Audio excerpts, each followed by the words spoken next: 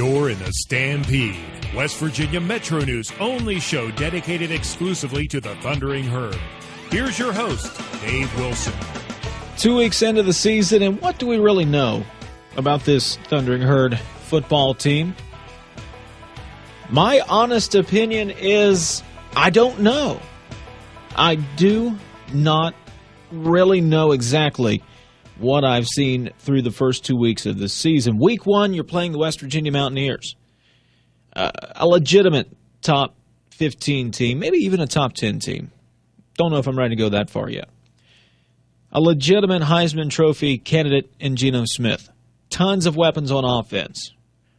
Ran through the Marshall defense like a hot knife through butter, if you will. Week 2, Marshall plays Western Carolina, a team that has had little success recently, for a long time, really. A team that has won 6 games in the last 4 seasons. Most of those wins coming over a team called Mars Hill. What we have seen from Marshall has been an offensive explosion of sorts. Rakeem Cato throwing the football. Marshall averaging, the passing game is averaging over 400 yards per game, 421 yards per game passing. Marshall has nearly 1,200 yards of offense in 2 games this season. Last year, do you know how long it took Marshall to get 1,200 yards of offense last year? It was going into the Rice game. That was like 6 games into the year before Marshall racked up 1,200 yards of offense. But I'm still not exactly certain as to what I'm watching. Was I watching a really good WVU football team go through a pretty good Marshall team? Was I watching a pretty good Marshall team play a very bad Western Carolina team? I don't know. But what I do know is the fast-paced tempo that the offense is operating at now has made a difference.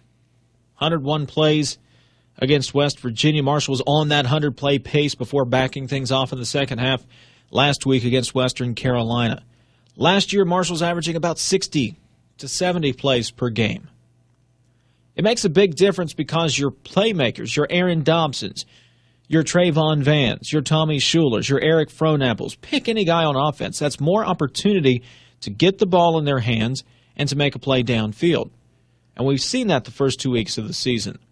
I think this is a very good offense for a change. It's been a long time since we've talked about a very good Marshall offense. I think this is a very good Marshall offense. Rakeem Cato is operating calmly, effectively, efficiently at quarterback. You can run Trayvon Van in there at tailback. You can put Stuart Butler into the game. You can put Kevin Grooms into the game. You can put S-Ray Talaferro into the ball game, and you don't lose much at tailback, if anything at all. And Marshall is deep, deep, deep at receivers. 12 guys caught balls against Western Carolina, 13 against West Virginia. That's a lot of weapons for Rakeem Cato. I think this is a pretty good offense. The defense, I think, will be pretty good. Remember, Okechukwu Okoroha, Dominique LeGrand, they didn't play at all last year. We're out of football for a year.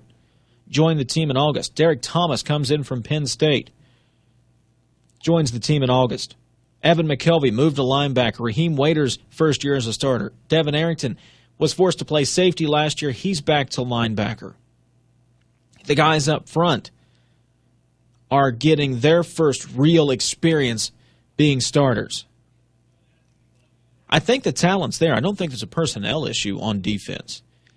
But it is a matter of playing within the scheme, playing within their responsibilities, and playing together. And that's only going to come with time. That's only going to come with more experience, more time out there on the field. I think that defense will be pretty good. I think the offense is pretty good. I think the defense will be pretty good. The other thing I think is a lot of those questions will be answered this week against the Ohio Bobcats. I know the Ohio Bobcats are pretty good. They went to Happy Valley, beat Penn State. They beat a New Mexico State team. That's traditionally a bad program. But we all remember last year. Nobody forgets Marshall's trip to Peden Stadium last season. In 2010, it was Doc Holliday's first win as Marshall head coach, beating Ohio at Marshall, and it came down to a last-second two-point conversion attempt that failed. Marshall got the win.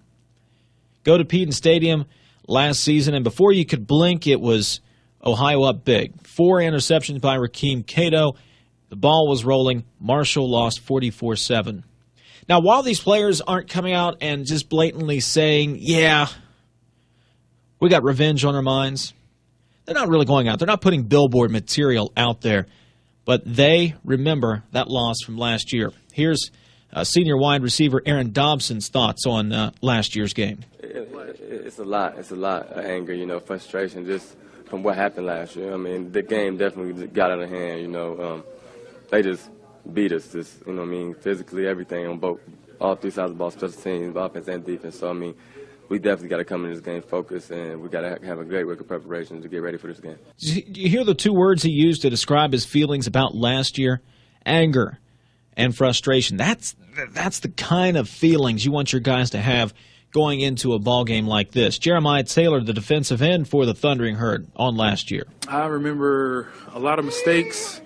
I remember losing a lot of leverage, being out of gap. I feel that, every mistake that we made, that they pretty much capitalized on. Ohio, and they did. Rakeem Cato, again, 4 interceptions a season ago, allowed Ohio to get that momentum rolling and just not let up over Peden Stadium. Thundering Herd quarterback Rakeem Cato, as I mentioned, those 4 interceptions. Here's his thoughts. And you got to love Cato. When you ask him a question, you usually get a pretty direct answer from him. And when asked about last year's game, Cato made no bones about it. I mean, a lot of them. They took it very serious. They wanted them more. They wanted them more than we wanted. They got a great team, and they just wanted them more. Simple as that. He said Ohio wanted it more last year. They wanted to beat Marshall more than Marshall wanted to beat Ohio. I don't think that's the case this year. Listening to these cuts, listen to John Bruin, offensive lineman, senior offensive lineman. It was just a really big letdown. We didn't come out and match their enthusiasm like we should have, and they just got the ball rolling ahead of us. We had a lot of turnovers, and we can't do that against a good team like Ohio, so we need to come out and prepare.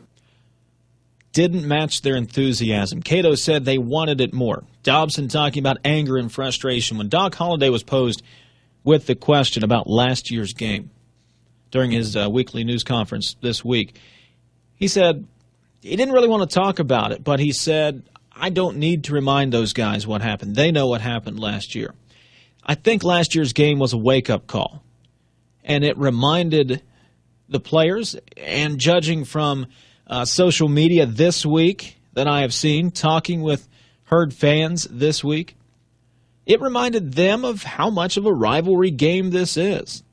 To see Ohio react the way it did to swarm that bell, the trophy for the Battle of the Bell, I think it reignited a fire that maybe had fizzled out a little bit as far as this rivalry goes. This is a big game. This is a measuring stick game, I think, for the Thundering Herd. If it can come in, it's at home, it's at Jones C. Edwards Stadium. Marshall could make a statement here because there are some who are predicting Ohio to go undefeated. And for Ohio to go undefeated, it has to beat Marshall. Marshall could make a statement with this game, and we should learn a lot about the Thundering Herd this week at Jones C. Edwards Stadium. So revenge on the mind of the Thundering Herd? Quite possibly. I think so. I think they're looking to make a statement against those cross-river rival Ohio Bobcats. Of course, we will have post-game coverage at WVMetroNews.com. If all goes well this week, Tyler, should have video after the game, hopefully. Player interviews, Doc Holliday's post-game presser, of course, post-game recaps and analysis as well. And, of course, we'll have it all week leading up to the game as well. Follow me on Twitter. WV Metro _ D Wilson is my Twitter handle. Should be on the bottom of the screen at this point. Email me, dwilson@wvradio.com. We'll break down the Ohio game and get set for the first conference game of the season, Rice, next week here on the Stampede. Thanks for watching.